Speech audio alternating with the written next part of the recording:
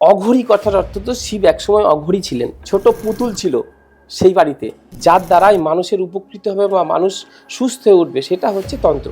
অন্তর থেকে যে হাইটা থাকবে সেই হাইটা সেই ব্যক্তির লেগে যায় এবং এটা নিয়ে তাকে উপরে যেতে হয়। এই মাঙ্গলিক দোষও কিন্তু খণ্ডন করা যায় পৌরোহিত্য, অর্থাৎ পৌরোহিত প্লাস হচ্ছে তন্ত্র। এই তন্ত্রর সাহায্যে এমন এমন দেবতার আরাধনা আছে যেগুলোর মাধ্যমে আপনার বার্থ চার্টকে আপনি চেঞ্জ করে নতুনভাবে জীবনযাত্রা শুরু করতে পারেন। সেই মন্ত্র যদি সেই সময় আপনি আরাধনা করতে পারেন তাহলে আপনার জীবন আস্তে আস্তে পরিবর্তন হবে এবং একদিন আপনি টপ স্থানে পৌঁছে যাবেন। তাহলে পুজো বলছেন কি হোম ছাড়া পুজো পূর্ণ নয়? যজ্ঞের দ্বারা এই পৃথিবী সৃষ্টি হয়েছে। যদি ব্যভিচারী জীবন যাপন করেন খুব তাড়াতাড়ি তার ভাগ্যের যে সৌভাগ্য, ভবিষ্যতে যে সৌভাগ্য, সেটা দুর্ভাগ্যে পরিণত হবে। এই ছোট বাচ্চাটা মারা গেল, আসলে সেটা হলো তার নিয়তির সময় হয়ে গেছে। প্রেতাত্মা আছে, আমি দেখেছি, ওটাকে কবজ করে দিয়েছি। পুতুলের মধ্যে ভূত ঢুকেছিল? হ্যাঁ, আমি দেখে নিয়েছি। কোনো কিছু সঙ্গে যাবে না, সঙ্গে যাবে হচ্ছে তার কর্ম। নমস্কার বন্ধুরা, এতক্ষণ আপনারা দেখে নিয়েছেন। আজকে আমার সঙ্গে প্রধান অতিথি হিসেবে আছেন শ্রী নিমাইনাথ অঘরী স্যার। নমস্কার স্যার। নমস্কার। আচ্ছা, আমাকে একটা কথা বলুন যে আপনি তো বহু বছর ধরে তন্ত্র, জ্যোতিষ এবং এরকম স্পিরিচুয়াল কাজকর্মের সঙ্গে যুক্ত। তো আমার দর্শক বন্ধুদের একটুখানি বলুন, সেটা হচ্ছে তন্ত্র এবং অ্যাস্ট্রোলজি, এই দুটো তো আলাদা আলাদা সাবজেক্ট, কিন্তু দুটোই আপনার কাজে লাগছে কেন? মানে মানুষের ভালো করার জন্য শুধু কি তন্ত্র দিয়ে করা যায় না, নাকি শুধু জ্যোতিষ অর্থাৎ শুধু অ্যাস্ট্রোলজি দিয়ে করা যায় না, নাকি দুটোই লাগে? খুব ভালো প্রশ্ন করেছেন। সর্বপ্রথমে আমি আমার গুরুজি তারনাথ অঘরীকে প্রণাম জানিয়ে আর আমার গুরু ভাইদের শুভকামনা দিয়ে আমি এই অনুষ্ঠানটা শুরু করছি এবং আপনাদেরকে, যারা আপনারা দেখছেন, তাদেরকে শুভকামনা জানিয়ে আমি শুরু করছি আমার এই প্রোগ্রাম। দেখুন, তন্ত্র কি এবং জ্যোতিষ কি? জ্যোতিষ হচ্ছে ল্যাবরেটরি, অর্থাৎ জ্যোতিষ থেকে আমরা মানুষের কি সমস্যা সেটা জানতে পারি। এই সমস্যা জানার পরে যেটা মেডিসিন অর্থাৎ ঔষধ, যার দ্বারাই মানুষের উপকৃত হবে বা মানুষ সুস্থ হয়ে উঠবে, সেটা হচ্ছে তন্ত্র। এই তন্ত্র প্রয়োগ করলেই তবেই মানুষ সুস্থ হবে। যেমন জ্যোতিষে হয়তো অ্যানালাইসিস করলো যে আপনার ভাগ্যে মাঙ্গলিক দোষ, আপনার চার্টে মাঙ্গলিক দোষ আছে। এই মাঙ্গলিক দোষও কিন্তু খণ্ডন করা যায় পৌরোহিত্য, অর্থাৎ পৌরোহিত প্লাস হচ্ছে তন্ত্র। এই তন্ত্রর সাহায্যে, অর্থাৎ আপনি যেইভাবেই যান না কেন, তন্ত্র আপনাকে মেন ওষুধটা দেবে, অর্থাৎ মেডিসিনটা আপনি তন্ত্র থেকে পাবেন। আচ্ছা, মানে বলছেন প্রিকশনের জন্য তন্ত্রটা বেস্ট। তাহলে আমি একটা প্রশ্ন করছি, আপনি রাগ করবেন না। আপনি যদি তাহলে অ্যাস্ট্রোলজির এত স্টোন হাতের মধ্যে পড়েছেন কেন? আপনি তো এটা তন্ত্র দিয়ে আপনার নিজের তো ঠিকঠাক করতে পারেন। ভালো বলেছেন। আমি যখন এই জ্যোতিষে ছিলাম তখন আমি তন্ত্র শিখিনি। তন্ত্র শেখার পরে আমার ইদানিং মনে হচ্ছে যে যদি কোনো মানুষ ভালো তন্ত্র অধ্যয়ন বা তন্ত্র শিক্ষা করতে পারেন তাহলে এই স্টোনের কোনো প্রয়োজন পড়বে না।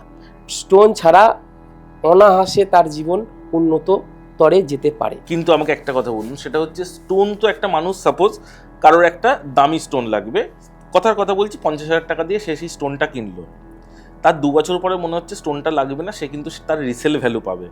কিন্তু তন্ত্রক্রিয়ায় যে টাকাটা তার লাগছে সেটা তো পুরোপুরি হোম যজ্ঞ করে টাকাটা নষ্ট হয়ে যাচ্ছে, এটার তো কোনো রিসেল ভ্যালু হয় না। ভালো বলেছেন।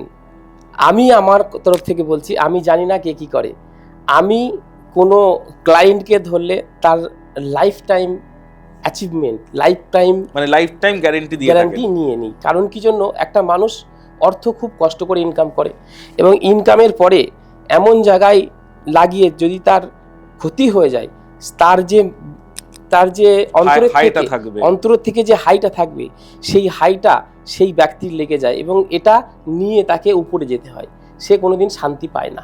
অর্থাৎ আমি বলবো, যদি কোনো ক্লায়েন্টকে দেখেন তাহলে যে কোনো তান্ত্রিক বা যে কোনো অঘরী, আপনাদের উদ্দেশ্যে বলছি, যদি কোনো তান্ত্রিক আপনারা কোনো ক্লায়েন্টকে দেখেন তাকে নিজের করে নেবেন, নিয়ে তার যতটা সম্ভব তাকে উপকার করার চেষ্টা করবেন।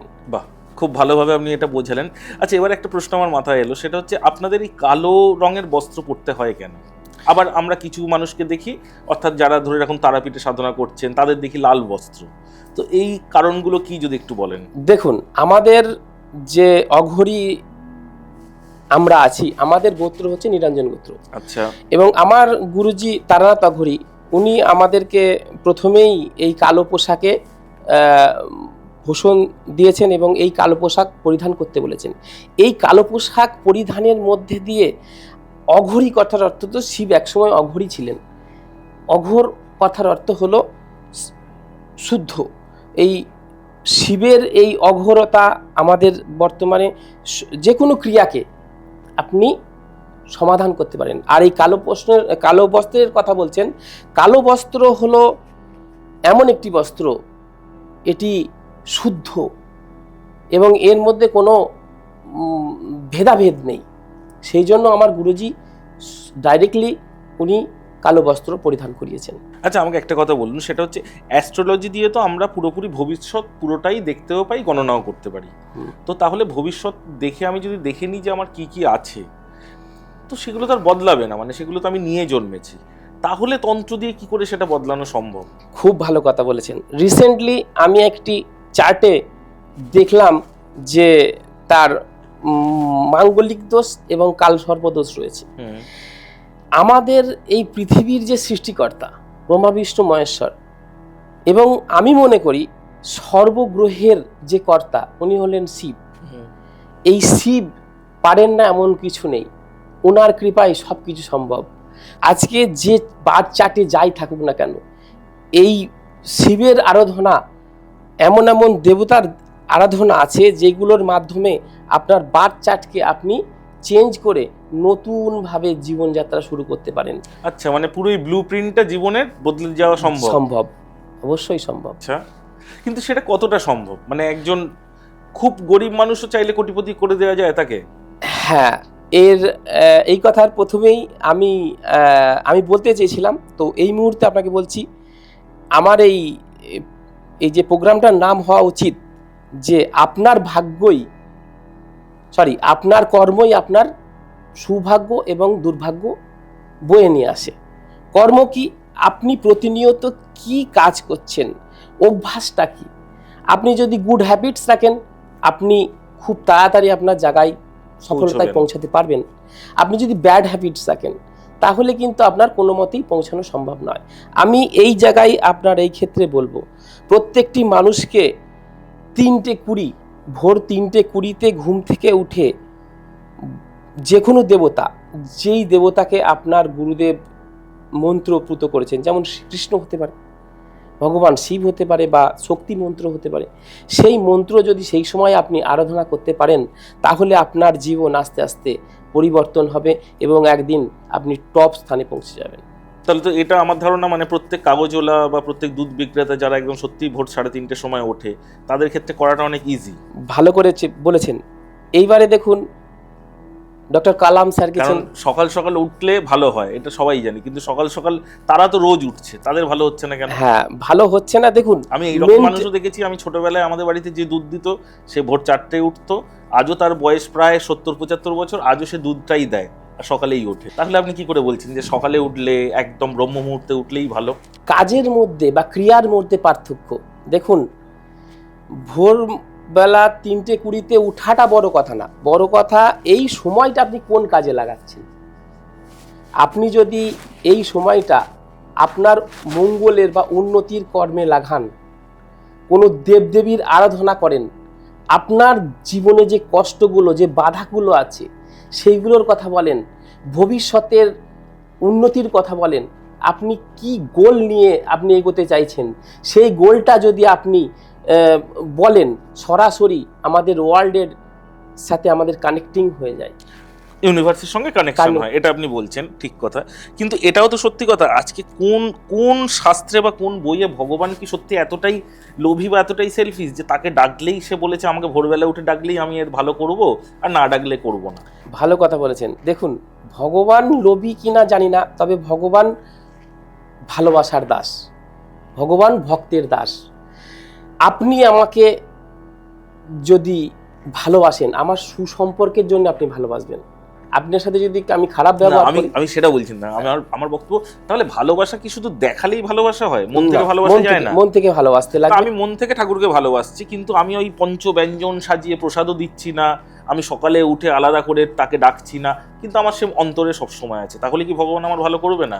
অন্তরে কে আছে। কত কত প্রসাদ দিচ্ছে, কত রকমের রান্না করে ভোগ চাপাচ্ছে, এটাই কি শেষ কথা? দেখুন, এর মধ্যে একটা লজিক আছে।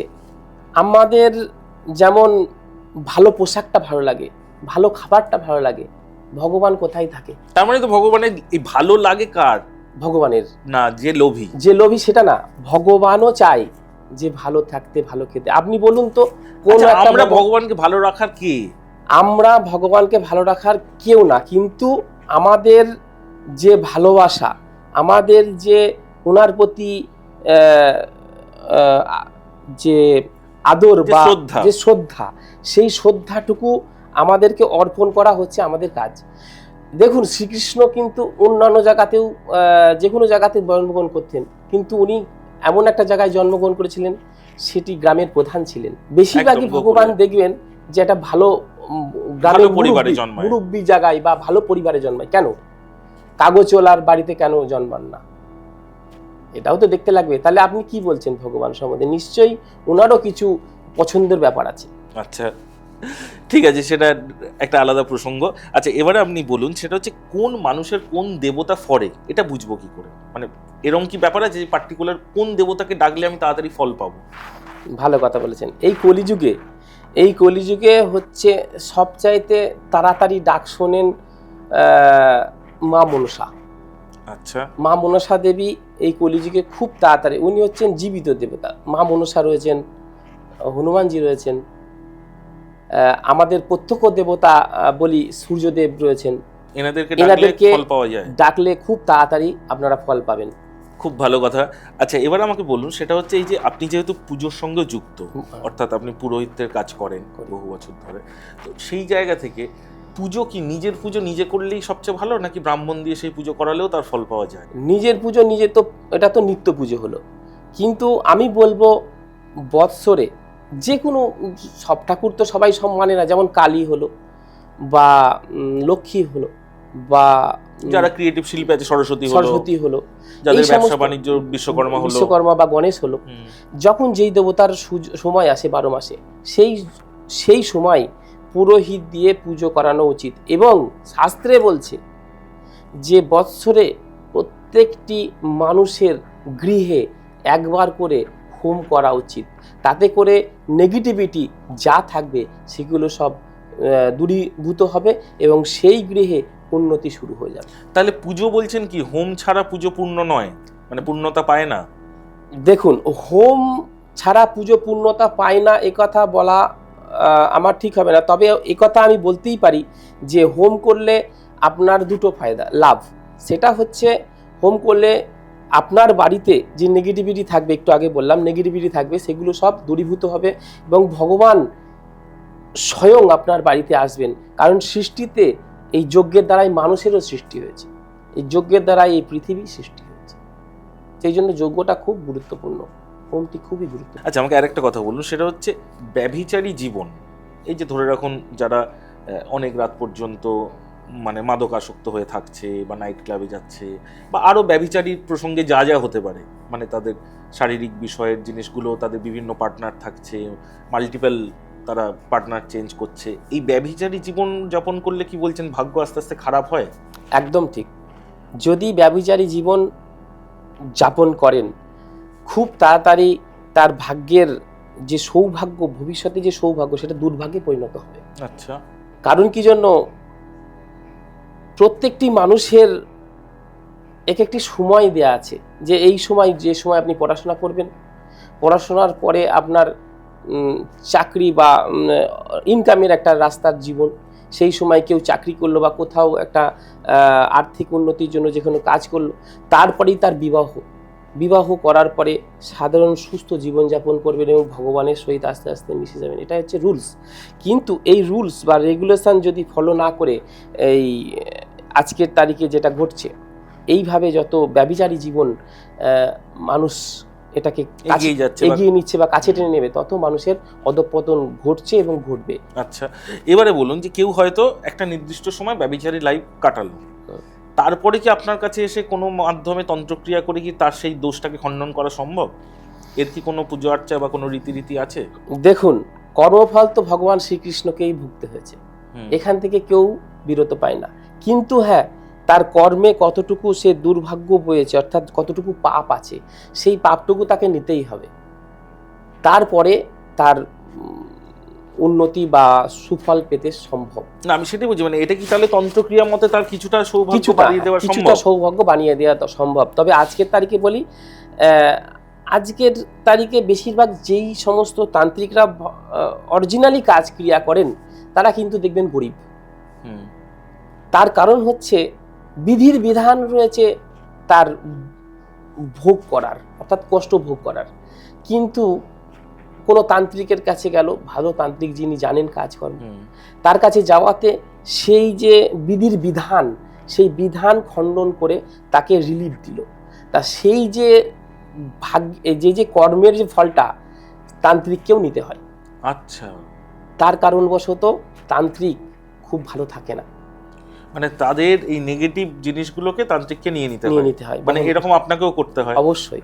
তো আপনার ভয় লাগে না যে আপনারও ভবিষ্যৎটা তো খারাপের দিকে এগোবে বা কষ্ট পেতে হবে? দেখুন, এটা ভগবান চেয়েছে।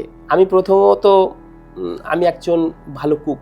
আমি দেশ বিদেশে ঘুরেছি, সৌদি আরব, দুবাই গিয়ে এক সময় কুকিং করেছি, ভালো নাম অর্জন করেছিলাম। তো তারপরে ভগবানেরই এটা ইচ্ছা যে আমি এই লাইনে আসি, আপনাকে এই ফিল্ডে ডেকে নিয়েছে। আমার ঠাকুর দাদা ছিলেন তান্ত্রিক, আমার পিতাজি ছিলেন এবং আমি ছিলাম। আমি এটা পছন্দ করতাম না এক টাইমে, কিন্তু ভগবানের এটা হচ্ছে আদেশ হলো, হয়তো আমাকে এই আবার আসতে হলো। নইলে আজকে যদি আমি পিতার সঙ্গে অ্যাডজাস্টমেন্ট হতাম, তাহলে আরো অনেক আগে এগিয়ে যেতে পারতাম।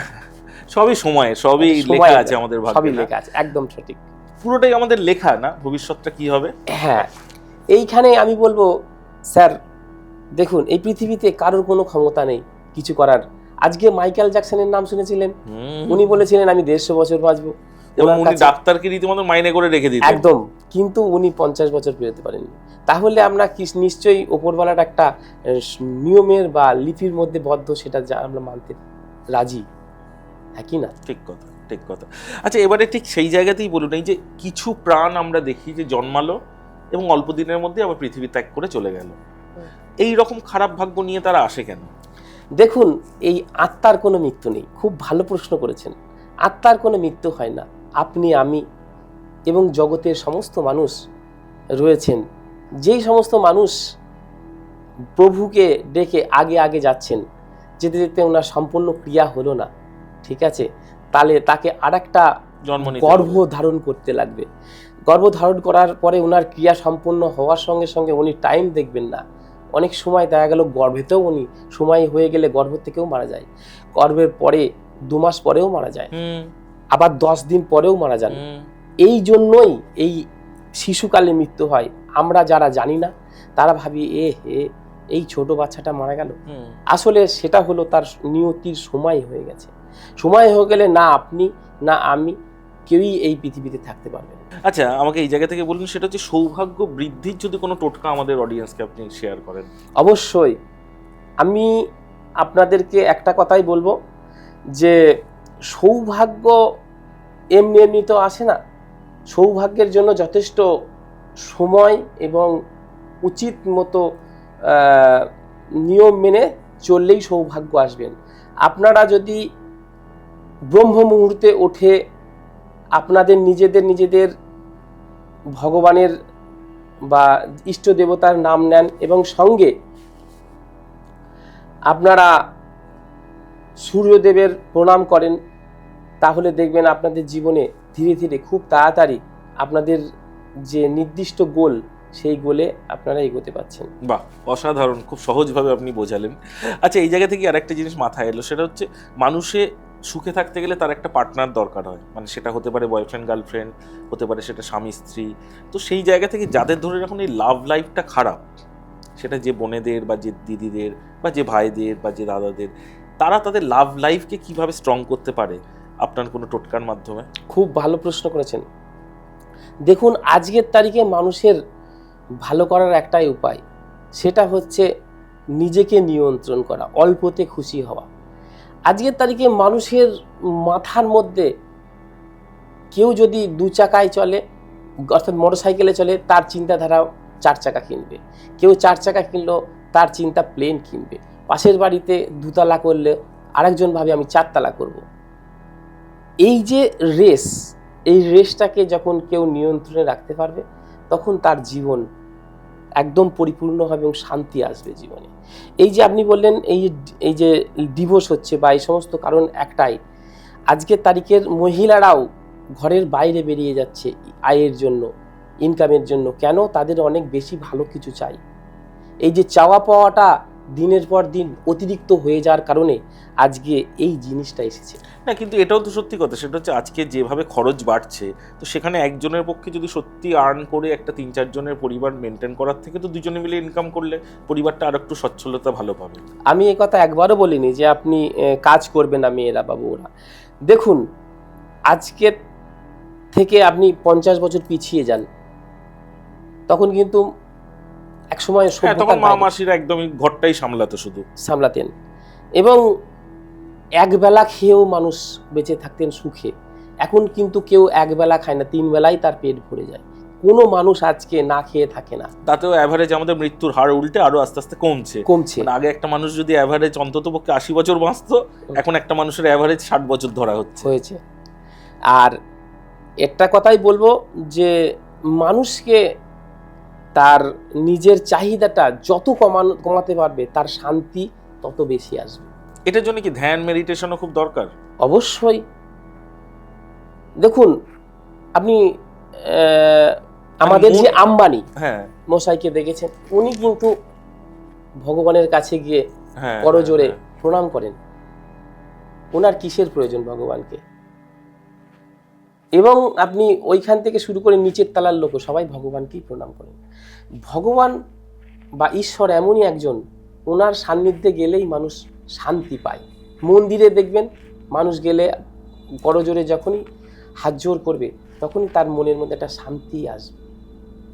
সেই জন্য আপনার প্রশ্নের উত্তরে আর একটা কথা বলতে চাই, যদি কোনো ব্যক্তি বা নরনারীদেরকে শান্তি আনতে চান ওনাদের জীবনে, তবে ভগবানের মন্দিরে গিয়ে পুজো আশ্রা দিয়ে 10 মিনিট ওখানে কাটানো উচিত। তাতে কি হয়, নিজেদেরও শরীরে নেগেটিভ এনার্জিগুলো বেরিয়ে যায়। বাহ। আচ্ছা, এবারে আমাকে একটু বলুন, একটু অন্য ধরনের প্রশ্ন করছি, সেটা হচ্ছে আপনারা তো নিশ্চয়ই এই যে আত্মা, স্পিরিট বা ভূত, এগুলোর সঙ্গে কাজকর্ম করেন, তো এইরকম কোনো সময় প্যারানর্মাল কিছু ঘটেছে আপনার জীবনে, বা আপনার কাছে কোনো কেস এসছে এরকম? হ্যাঁ, এসছে। বিগত 5 মাস আগে একটা ক্লায়েন্ট আমার কাছে এসেছিলেন। ওনার হচ্ছে ডাক্তারে বলছেন ওনার হার্টের অসুখ, উনি বাঁচবেন না। কলকাতা মেডিকেল থেকে ওনাকে ফিরিয়ে দিয়েছে। আর ওনার বিছনাগত ছিলেন, ওনার ক্ষমতা নেই বিছনা থেকে উঠে আমার কাছে আসবার।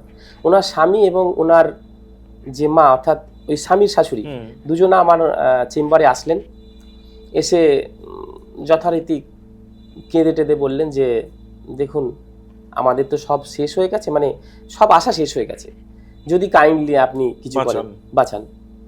আমি শুনলাম ঘটনাটা, তো তারপরে আমি আমার ক্রিয়াকর্ম বা গুরুর আশীর্বাদে দেখলাম যে বুঝতে পারলাম যে ওনার অন্য সমস্যাও আছে।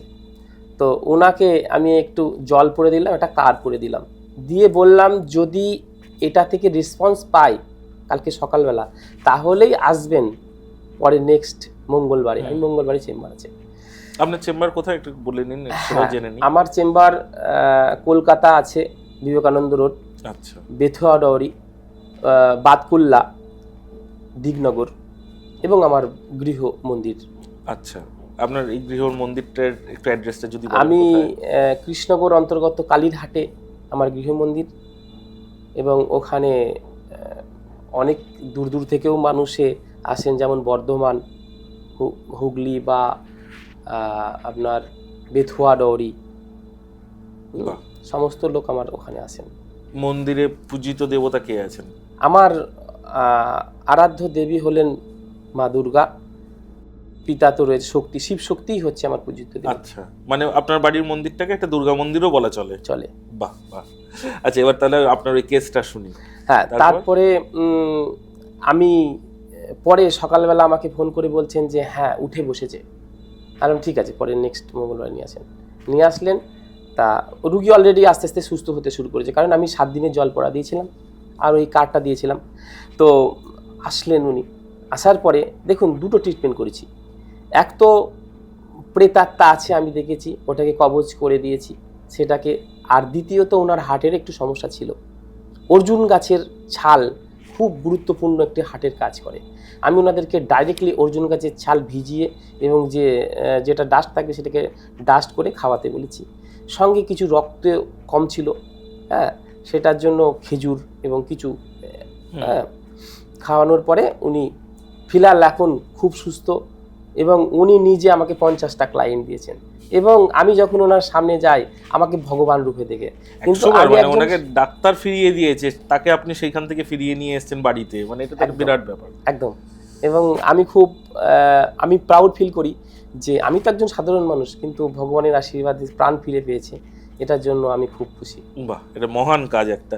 আচ্ছা, আমার একটু দর্শক বন্ধুদের বলুন যে কোথাও কোনো নেগেটিভ এনার্জি আছে কিনা, বা কোনো স্পিরিট বা কোনো ভূত আছে কিনা, এটা বোঝা যায় কিভাবে, মানে কি কি সিমটম থাকে তার? দেখুন, রিসেন্টলি দুদিন আগে আমি একটা শ্যামনগর বলে একটা জায়গাতে এসেছিলাম, আমার ভিজিট ছিল। তো এসে দেখলাম, বাড়িতে যখনই ঢুকলাম, যারা বিশেষ করে আপনার প্রশ্নের উত্তর এইভাবে দিচ্ছি, যারা বিশেষ করে ভগবানের সাথে কানেক্টিং, যারা সাধনায় রত, তারা কিন্তু যেই জায়গায় পা দেবে সেই জায়গা থেকেই একটা অনুভূতি আসবে, ভাইব্রেশন আসবে। ভাইব্রেশন আসাতেই তিনি জানতে পারবেন যে এখানে কোনো নেগেটিভিটি আছে। এবং আমি ওনাদেরকে বলেছিলাম 4 জন এখানে আছে, ওনারা বললেন হ্যাঁ 4 জন আছে। এবং একটি ছোট পুতুল ছিল সেই বাড়িতে, এবং আমি বললাম এই পুতুলের মধ্যেই রয়েছে। সেই পুতুলটি একটি 22 বছরের কন্যা নিয়ে ঘুমায়, খুব ভালো লাগে তার। আমি মা সম্বোধন করে ডাকলাম, বললাম ও মামনি এটাকে নিয়ে তুমি ঘুমাও? বলছে হ্যাঁ। আল্লাহ এটাকে আজকেই পুড়িয়ে দিল। তারপর থেকে অনেকটাই কমে গেছে এবং আমি তাদেরকে ট্রিটমেন্ট করে এখন খুব ভালো আছে। পুতুলের মধ্যে ভূত ঢুকেছিল? হ্যাঁ, কারণ কি, ওরা তো আস্তানা খোঁজে, ওনারা তো দেওয়ালে থাকতে পারবেন না, পুতুলের ফরমেশন দরকার। সাংঘাতিক বিষয়। আচ্ছা, এবারে মহারাজজি আমাকে একটা কথা বলুন, সেটা হচ্ছে যারা ধরে রাখুন খুব ফাইন্যান্সিয়াল সমস্যায় ভুগছে, অর্থকষ্টে ভুগছে, বা হয়তো ডেফিনেটলি আজকের দিনে হয়তো এটা অনেকটাই একটা মেজর সমস্যা প্রত্যেকেরই, তো সেই জায়গা থেকে কিভাবে চটজলদি রিকভারি করা যায়? আমি যতদূর বলবো, প্রত্যেকটি মানুষের জীবনের উন্নতির একটি রাস্তা, সেটা হচ্ছে নিজেকে, সেই ব্যক্তিকে আগে অ্যালার্ট হতে হবে যে আমার উন্নতির দরকার। এই পৃথিবীতে যে কোনো কাজ করে দেখুন, একজন ফুচকা বিক্রেতা, সেও মাসে 20-30 হাজার টাকা ইনকাম করে। মান সম্মানের ভয় যদি কারোর থাকে, তাহলে তিনি কিছু করতে পারবেন না। এবং তাকে, যেই ব্যক্তির অর্থের প্রয়োজন, তিনাকে আগে মেন্টালিটি স্যাটিসফাই হতে হবে যে আমি কি কাজ করবো এবং কি কাজ আমার দ্বারাই হবে। একজন ভাজাওয়ালাও কিন্তু 20,000 টাকা ইনকাম করে, কিন্তু সবার পক্ষে তো আর রাস্তায় গিয়ে সবজির দোকান লাগানো সম্ভব নয়। দেখুন, আপনি কার কথা বলছেন? মানে যারা সমস্যায় আছে, মানে তারা তো অনেকেই আছে যারা কিন্তু বেটার কাজের অপেক্ষায় বসেই আছে, হ্যাঁ, কিন্তু বেটার অপশন আসছে না, কিন্তু তা বলে হুট করে তো একটা চায়ের দোকানও তাদের পক্ষে লাগানো সম্ভব নয়। আমি বলবো তাদেরকে ভালো তান্ত্রিক, ধরুন না, যে সমস্ত মানব কল্যাণে, যেমন আমি যতদিন পৃথিবীতে থাকবো, অন ক্যামেরায় বলছি, আমি যতদিন পৃথিবীতে বেঁচে থাকবো ততদিন মানুষের সেবা করে যাব, এটাই লক্ষ্য। আমি বলতে পারি আমি বিনা পয়সায় মানুষকে ট্রিটমেন্ট করে তাদেরকে ভালো আছে এবং আর্থিক উন্নতি করছে তারা।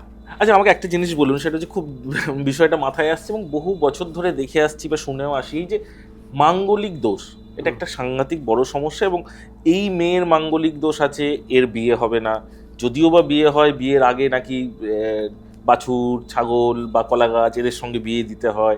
এইগুলো কি আদৌ সত্যি শাস্ত্রে আছে, বা মাঙ্গলিক দোষটা কি, যদি একটু খুলে বলেন আমাদের দর্শকদের। দেখুন, বার্থ চার্টে যদি মঙ্গল চতুর্থে, সপ্তমে এবং দ্বাদশে থাকে বা লগ্নে থাকে, তাহলে মাঙ্গলিক দোষ হয়।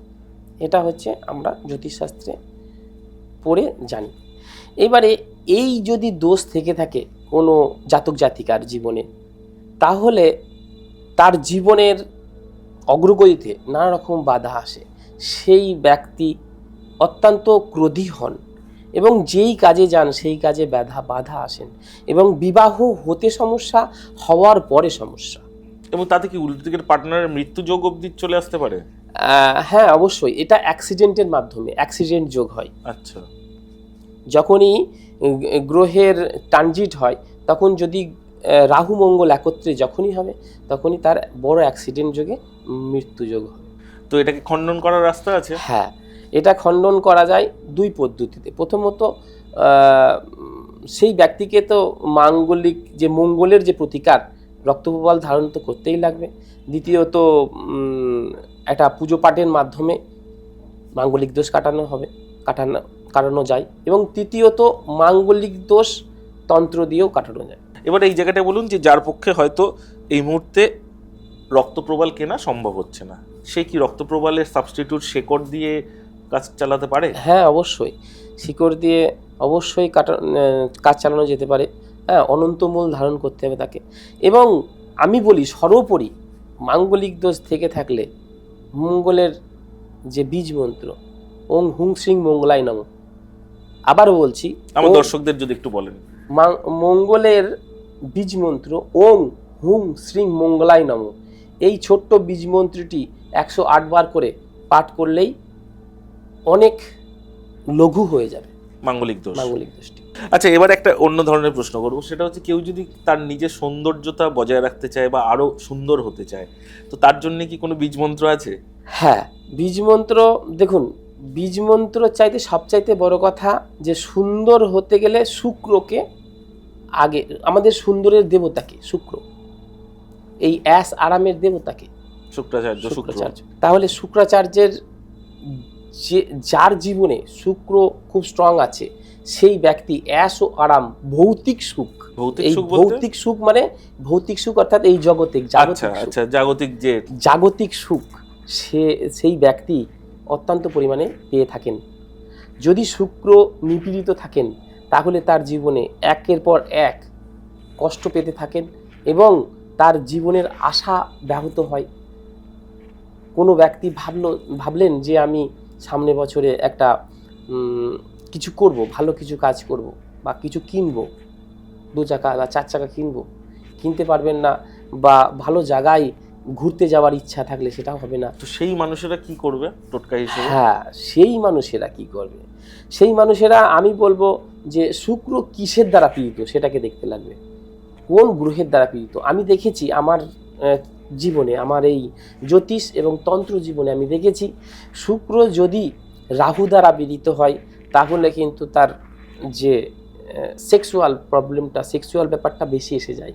সেই ব্যক্তি সেক্সের সঙ্গে জড়িত হতে থাকে, খারাপ বন্ধুর সাথে চলতে শুরু থাকে।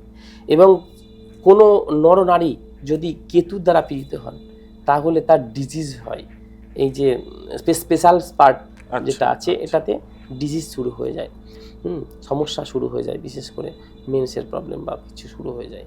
তো আমি বলতে চাইবো কোন গ্রহ দ্বারা পীড়িত সেটাকে দেখতে লাগবে, সেই গ্রহের মূল পয়সা যাদের কম। তো হ্যাঁ, তো এই দুটোই বলে দিন আপনি, যে দুটো বললেন, ধরে রাখুন রাহু দ্বারা পীড়িত হলে তার কি করা উচিত, আর কেতু দ্বারা পীড়িত হলে তার কি করা উচিত, এই দুটো টোটকাই যদি আপনি আমাদের দর্শকদের বলেন। আমি বলতে চাই যে রাহু দ্বারা যদি পীড়িত হয়, তাহলে বীজ মন্ত্র ওইং রিং রাহুবে নম, এটা কতবার পাঠ করতে হয়? এটা 108 বার, এটা মিনিমাম 108 বার। এগুলো কেন 108 বার বলি, যিনারা জানেন না এই মন্ত্রগুলি, ওনাদের 10 বার করতেই কষ্ট লেগে যাবে, সেই জন্য 108 বার এটা ম্যাক্সিমাম ওনাদের কাছে, যাতে প্র্যাকটিস হয়ে যায়। আর এটাও ঘটনা, কিছুদিন করার পরে 7 দিনের মধ্যে কিন্তু প্র্যাকটিস হয়ে যায়। হ্যাঁ, হয়ে যায় অবশ্যই। ফাইন, মন্ত্রটা যদি আরেকবার আমার দর্শকদের পরিষ্কার করে বলে দেন। যদি রাহু দ্বারা পীড়িত হয়, শুক্র, ওইং রিং রাহুবে নম। আচ্ছা। আর যদি কেতু দ্বারা পীড়িত হয়, রিং ওইং কেতুবে নম। এই মন্ত্র 108 বার করে জপ করা উচিত প্রত্যেকদিন। এই জপ করলে কতদিনের মধ্যে বুঝতে পারবে যে ফল হচ্ছে? হ্যাঁ, সপ্তাহ 2-1-এর মধ্যে বুঝতে পারবে। আচ্ছা, এই দুটো মন্ত্র ছাড়াও এমন কোনো ভালো মন্ত্র আছে যেটা সব মানুষের পাঠ করা উচিত? অবশ্যই। দেখুন, ভালো মন্ত্র বলতে এই পৃথিবীতে ভগবানের সান্নিধ্যে যাওয়াটাই সবচাইতে বড় কথা, ভালো ব্যাপারটা।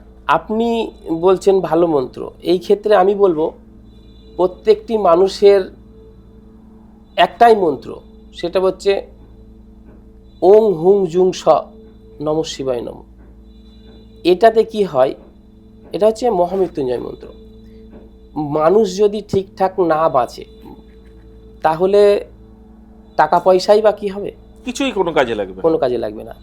তাহলে এই যে মন্ত্র ওং হোং জুং স নমঃ শিবায় নম, তাহলে শিবের যে মন্ত্রটি আমি বললাম এটা মহামৃত্যুঞ্জয় মন্ত্র। এই মন্ত্র পাঠের মাধ্যমে মানুষের সব কিছু সম্ভব এবং সব সমস্যা কেটে যাবে। কেন? শিব হচ্ছে নবগ্রহের অধিকারী, উনি হচ্ছেন নবগ্রহ পরিচালনা করেন, উনিই সব পৃথিবীতে। সেহেতু উনি শান্ত হলেই সব শান্ত। খুব সহজভাবে বললেন বিষয়টা। আচ্ছা, এবারে একটা জিনিস খুব জানতে ইচ্ছা করছে আপনার কাছে, সেটা হচ্ছে ধরে রাখুন যারা এইরকম অনেক মানুষই আছে যারা হয়তো একটা দোকান লাগালো বা একটা ব্যবসা শুরু করলো, প্রথম কিছুদিন দেখলাম যে খুব ভালো চললো, তারপরে হঠাৎ করে কি একটা মিরাকেল হলো, আস্তে আস্তে তার ব্যবসা কিন্তু পুরো ভাটা পড়ে গেল। এটা হতে পারে অনেকেই যে হিংসা থেকে জেলাস থেকে হয়তো টুকটাক করেছে বা কিছু করেছে, এগুলো কি সত্যি হয়? আর যাতে না হয় তার জন্য কি প্রিকশন আছে? প্রথম কথা, যেই ব্যক্তি ব্যবসাটা স্টার্ট করেছেন সেই ব্যক্তির 5-4টা প্রথমে দেখতে লাগবে। আচ্ছা, দেখতে লাগবে। এবং যেই দোকানটা রমরমে চলছিল সেই দোকানটা কি কারণে ড্যামেজ হলো সেটা দেখতে লাগবে। দেখার পরে রেমেডি দিতে লাগবে। অবশ্যই সম্ভব আবার নতুন করে দোকানকে চালানো। অনেককে যেমন দেখি যে যাতে ওই দোকানের বাইরে বা বাড়ির বাইরে জুতো ঝাঁটা ঝুলিয়ে রাখছে, বা কেউ হয়তো মিরর ঝুলিয়ে রাখছে, আয়না ঝুলিয়ে রাখছে যে অশুভ দৃষ্টি যাতে না আসে, কেউ ধানের শীষ ঝুলিয়ে রাখছে, এগুলো কতটা কাজে লাগে? দেখুন, এগুলো তো টোটকা বা সাময়িক কাজে লাগে, পার্মানেন্টলি কাজ অন্যরকম। পার্মানেন্টলি এগুলো কিছুই কাজ হয় না, মানে এগুলো প্রপার তন্ত্র মতেই আপনাদের মতন জ্ঞানীগুণী মানুষদের কাছে এসে করাটা উচিত, অবশ্যই, তাহলেই ফলটা পায়। আচ্ছা, অন্যান্য অঘরীদের থেকে আপনি কোথায় আলাদা? খুব ভালো প্রশ্ন করেছেন। আমি এইখানটায় আলাদা যে এই পৃথিবীতে আমি দেখে নিয়েছি কোনো কিছু সঙ্গে যাবে না, সঙ্গে যাবে হচ্ছে তার কর্ম। সেই জন্য যদি সুকর্ম দ্বারা এই শরীর গঠন হয়, ভবিষ্যৎ গঠন হয়, তাহলে ভগবানের সান্নিধ্য পাওয়া যায়। না হলে এই জীবনে কুকর্মের দ্বারাই নরকের কীট হতে হয়। আপনি ভেবে থাকবেন অনেকেই বড় বড় তান্ত্রিক আছেন বা অঘরী আছেন, শুধু মারণ ক্রিয়া করেন, ঠিক আছে না? তাদের উদ্দেশ্যে আপনার কি বক্তব্য? না, আমি এই কথা কেন বলবো, যার যার ব্যক্তিগত ব্যাপার। আমার এটাই আলাদা, সেটা হচ্ছে যে আমি আমার জীবনে কুকর্মে যাব না।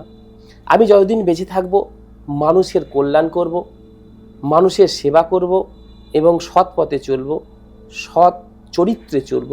আমার গর্ব এটাই যে আমি সৎ চরিত্রবান। কারণ এই পুঁজিটাই আপনি নিয়ে যেতে পারবেন, এটাই নিয়ে যেতে চাই। অসাধারণ, অসাধারণ লাগলো আপনার সঙ্গে এতক্ষণ আমরা পডকাস্ট শো করলাম। আরও অনেক কিছু জানার আছে আপনার কাছে, ভবিষ্যতেও আপনি যদি সময় দেন আমরা আবার এইটা নিয়ে আলোচনা করব। আর আপনাদের বলছি, আপনাদের প্রোগ্রামটা কেমন লাগছে অবশ্যই আমাদের কমেন্ট সেকশনে লিখে পাঠান। আর যারা যারা এখনও পর্যন্ত এই চ্যানেলটি অর্থাৎ অল্টারনেটিভ ভিউ চ্যানেলটি সাবস্ক্রাইব করেননি তারা তাড়াতাড়ি সাবস্ক্রাইব করে নিন এবং ওই বেল আইকনটা কিন্তু টিপতে ভুলবেন না। ভালো থাকবেন আপনারা, আপনিও ভালো থাকবেন। নমস্কার।